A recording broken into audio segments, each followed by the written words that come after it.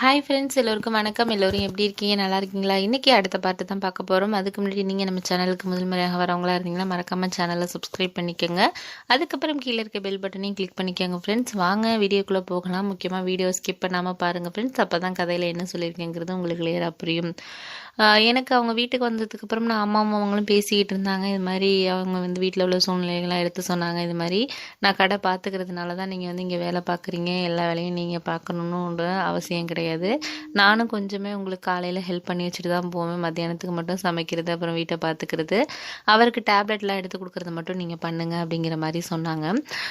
எனக்கு என்ன ஒரு விஷயம் தோணுச்சுன்னா, இவங்க வந்து அப்படி ஒன்றும் வயதானவங்க மாதிரி தெரியல, ஓரளவு நார்மல் ஏஜாக தான் பார்க்குறதுக்கும் ரொம்ப அழகாகவும் இருந்தாங்க. அதுக்கப்புறம் அம்மா வந்து சொல்லிட்டு போயிட்டாங்க. அதுக்கப்புறம் அவங்க தான் வந்து வீட்டில் இருந்தாங்க. அன்னைக்கு நான் வந்து வேலைக்கு போகலை.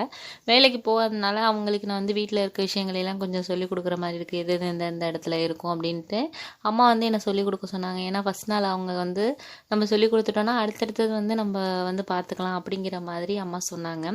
சரின்னு சொல்லிட்டு அப்புறம் அவங்கள அழைச்சிட்டு போய் அப்பா ரூமு, அவங்களுக்கு கொடுக்க வேண்டிய டேப்லெட், அப்புறம் என்னோடய ரூமு, அப்புறம் பின்னாடி எல்லாரையும் அழைச்சிட்டு போய் காமிச்சேன். அவங்க சமையல் ரூமில் என்னென்ன அம்மா வந்து எப்படி யூஸ் பண்ணுறாங்க, எப்படிலாம் இது பண்ணுவாங்க அப்படின்ட்டு அவங்கக்கிட்ட நான் சொன்னேன். சரிப்பா, ரொம்ப தேங்க்ஸ் இது மாதிரி சொன்னதுக்கு. நான் பார்த்துக்கிறேன், நான் நிறைய வீட்டில் வேலை பார்த்துருக்கேன், அதனால் வந்து நான் போக போக உங்கள் வீட்டுக்கு தகுந்த மாதிரி நான் எல்லாம் பண்ணிவிடுவேன் சமையல்லாம் அப்படிங்கிற மாதிரி சொன்னாங்க. சமையலில் வந்து உப்பு மட்டும் கொஞ்சம் அதிகமாக போடாதீங்க அப்படிங்கிற மாதிரி நான் வந்து அவங்கக்கிட்ட சொன்னேன். ஏன்னா அப்பா கூட முடியாதனால கொஞ்சம் உப்பு வந்து கம்மியாக சேர்த்துக்க சொல்லியிருக்காங்க அப்படிங்கிறத மட்டும் அவங்கக்கிட்ட சொன்னேன். சரிப்பா, ஓகே அப்படின்னு சொல்லிட்டு அவங்களும் சொன்னாங்க. ரொம்ப சந்தோஷமாக இருந்துச்சு. பரவாயில்ல, அம்மாவுக்கு கொஞ்சம் பாரம் குறைஞ்ச மாதிரி இருக்கும் அப்படிங்கிற மாதிரி தான் இருந்துச்சு. ஏன்னா அம்மா வந்து கடையும் பார்த்துக்கிட்டு வீட்லேயும் வந்து நைட்டு வேலை பார்த்துக்கிட்டு ரொம்ப அவங்களுக்கு காலெல்லாம் வீங்கி ஒரு மாதிரி இருந்துச்சு. இப்போ பரவாயில்ல அப்படிங்கிற மாதிரி இருந்துச்சு. நல்லபடியாக அவங்களும் வந்து வேலையெல்லாம் பார்த்தாங்க, பண்ணாங்க. அந்த சமயத்தில் அப்பா வந்து வாரத்தில் ஒரு நாள் வந்து செக்கப் கழிச்சிட்டு போகிற மாதிரி இருந்துச்சு. அன்னைக்கு மட்டும் அம்மா வந்து கடையை வந்து லீவ் விட்டுட்டு அப்பா வந்து அழைச்சிட்டு போனாங்க. மற்றபடி வீட்டு வேலையெல்லாம் இவங்க தான் பார்த்தாங்க.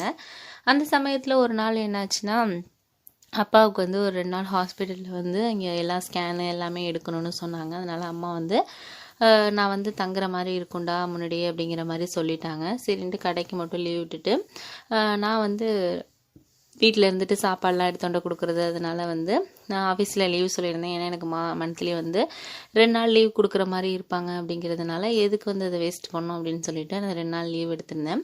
அந்த சமயத்தில் வந்து நானும் இவங்களும் நிறைய வந்து ஒரு க்ளோஸ் ஆகக்கூடிய ஒரு சந்தர்ப்பம் கிடைச்சிச்சு அப்படின்னு தான் சொல்லணும். அவங்களோட பேசிகிட்டு இருக்க மாதிரியான நிறைய வந்து ஒரு தனிமையில் இருக்கிற மாதிரியான சூழ்நிலைகள் நிறைய நடந்துச்சு.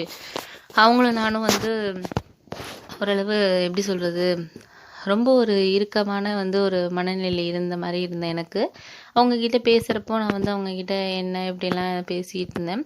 அவங்க பேசுகிற ஒரு காமெடியாக பேசுகிறது அது மாதிரி எனக்கு ரொம்ப பிடிச்சிருந்துச்சு அவங்க பேசின விதம். அந்த சமயத்தில் ஒரு நாள் வந்து எனக்கு வந்து லைட்டாக வந்து மாதிரி தலை வலிக்கிற மாதிரி இருந்துச்சு. சரி, ஓகே அப்படின்னு சொல்லிட்டு அவங்க சொன்னாங்க, நீ ரூமில் போய் பாடு, நான் வந்து உனக்கு டீ எடுத்துகிட்டு வரேன் அப்படின்னு சொன்னாங்க. சரின்ட்டு நானும் போய் படுத்திருந்தேன். அவங்களும் டீ எடுத்துகிட்டு வந்தாங்க. டீ எடுத்துகிட்டு வந்ததுக்கப்புறம் டீ குடிச்சிட்டு அப்படியே பேசிக்கிட்டு இருந்தோம். அந்த நேரத்தில் வந்து என்னையும் அறியாமல் அவங்களையும் அறியாமல் 2 பேரும் ஒன்றா சேர்கிற மாதிரி ஆயிடுச்சு. எனக்கு வந்து அந்த மாதிரி ஒரு நடக்கும்னு எனக்கு தெரியல. நான் அந்த விஷயத்தை எதிர்பார்க்கவும் இல்லை. நான் வந்து யதார்த்தமாக தான் நடந்துச்சு அந்த விஷயம். இருந்தாலும் வந்து அது நடந்துடுச்சுன்னு தான் சொல்லணும். 2 பேருக்கும் வந்து ஒரு சுகமான அனுபவமாக தான் அது இருந்துச்சு. ஒரு நல்ல அனுபவத்தை கொடுத்துச்சு. 2 பேரும் ரொம்ப சந்தோஷமாக இருந்தோம். அந்த நாள் வந்து என் வாழ்க்கையில் மறக்க முடியாத சில நாட்களில் அதுவும் ஒரு நாள் அப்படின்னு சொல்லணும். அதுக்கப்புறம் வந்து அவங்களோட அந்த மாதிரி இருக்கிறது எனக்கு ரொம்ப பிடிச்சிருந்துச்சு. அந்த உறவு வந்து தொடரணும் அப்படிங்கிற மாதிரியெல்லாம் எனக்கு தோணுச்சு. நாங்கள் அது மாதிரியே வந்து அடிக்கடி வந்து அம்மா அப்பா வீட்டில் இல்லாதப்போ வந்து நானும் அவங்களும் ரொம்ப சந்தோஷமாக இருந்தோம், ரொம்ப ஹாப்பியாக இருந்தோம். அந்த சமயத்தில் வந்து அப்பா வந்து இறந்துட்டார். முடியாமல் இருந்ததுனால அவர் வந்து கொஞ்ச நாள் இருக்க மாட்டார் அப்படிங்கிற மாதிரி சொல்லிட்டாங்க. அதனால் வந்து அவர் இறந்துட்டார். இறந்ததுக்கு அப்புறம் வந்து அம்மா வந்து என்ன ஒரு முடிவு எடுத்தாங்கன்னா, கடையை வந்து விற்றுடலாம் அப்படிங்கிற மாதிரி முடிவுக்கு வந்துட்டாங்க. ஏன்னா இதுக்கு மேலே அப்பாவே போயிட்டாரு அப்படிங்கிற மாதிரி இருக்கிறதுனால கடையை விற்றுடலான்னு முடிவுக்கு எடுத்தாங்க. அப்பாவோட ஃப்ரெண்டு ஒருத்தவங்க கிட்ட வந்து நல்ல விலைக்கு வந்து விற்றுட்டாங்க. அதை விற்றுட்டு வந்து எங்கள் அக்காவை மேரேஜ் பண்ணி கொடுத்த ஊர்லேயே வந்து அக்கா வந்து நல்ல வீடு இருக்குது, வாங்கிடலாமா, நீ என் பக்கத்துலேயே வந்துடு, நம்ம இங்கே பார்த்துக்கலாம், தம்பிக்கும் ஏதாச்சும் வேலை அரேஞ்ச் பண்ணி என்னோடய ஹஸ்பண்ட் தருவார் அப்படிங்கிற மாதிரி சொல்லிட்டாங்க. அதனால அம்மா வந்து இதெல்லாம் வந்து ஒரு மாதத்துக்குள்ளே எல்லாமே வந்து அம்மா வந்து இது ஏற்பாடு பண்ணிட்டாங்க.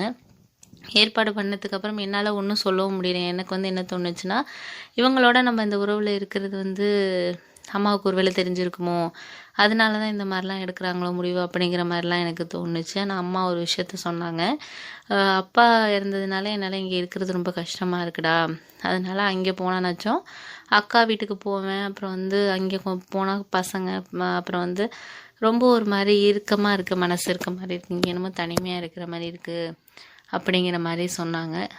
எனக்கு வந்து இது சரியாக தான் பட்டுச்சு. ஏன்னா அப்பா தான் அவர் தான் உலகம் அப்படின்னு அம்மா நினச்சிக்கிட்டு இருந்தாங்க. என்ன தான் சண்டை போட்டாலும் பண்ணாலும் அவங்களுக்குள்ள ஒரு சில நினைவுகள் வந்து மறக்க முடியாத நினைவுகளாக தான் இருக்கும். ஒரு 2 வருஷம் பழகினவங்களையும் நம்மளால் வந்து டக்குன்னு மறக்க முடியாது. வாழ்க்கையில் ஏதோ ஒரு நேரத்தில் அவங்கள நினைப்பு வந்துக்கிட்டு தான் இருக்கும். அது மாதிரி தான் அப்படி இருக்கிறப்போ இத்தனை வருஷம் வந்து ஒன்றா எப்படி சொல்கிறது வாழ்ந்தவங்க, அவங்களுக்குள்ளே ஒரு இணக்கமான ஒரு பாசமான ஒரு உறவு இருக்குங்கிறது உண்மையான விஷயந்தான். அதுக்கப்புறம் இப்படியே போயிட்டு இருந்துச்சு. அதுக்கப்புறம் அம்மாவும் சொன்னாங்க, வா நம்ம போயிடலாம் அப்படிங்கிற மாதிரி சொன்னாங்க. சரி ஓகே, இதுதான் கரெக்டு அப்படிங்கிற மாதிரி நாங்களும் அந்த முடிவுக்கு எடுத்தோம். அப்புறமா அவங்கள வந்து வீட்டை விட்டு, அதாவது வேலையை விட்டு, நீங்கள் உங்கள் ஊருக்கு போங்கம்மா, நாங்கள் வேறு ஊருக்கு போகிறோம் அப்படிங்கிற மாதிரி சொன்னாங்க.